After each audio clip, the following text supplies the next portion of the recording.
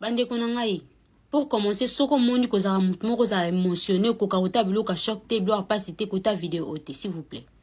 Et ça histoire moi ma be comme na ngata nazaki na âge à 15 ans. Bobi ka mobula ba jeune fille des arana ki nozo zema garçon mo boy.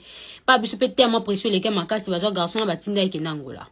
Ngana tikala na ki nova ni pa ba koko nande na yo bota.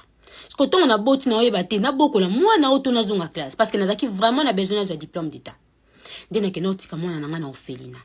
Nakena tiki mwana orphelinat na jupe diplôme d'état na ndenza masunga na yele lo place ngana zalaka. Mais tellement ki motema bo mama wana ezo sala makila mwana ngezo ganga place ezana bi nzambe na osani pona retrouver mwana ngai. Na yeko contacter orphelinat wana. Nde ba pesinga ke renseignement bandeko. Na bike bato ba yoka passe na ngeza ka ba mamu ba bota bana. Bo edenga bo mamu 66 o. Iza monu nga na bota. Bo edenga ya bo luka anniversaire neza kamite za le 26 yango na holdinga vraiment avant anniversaire ni akoko limbisa ngai.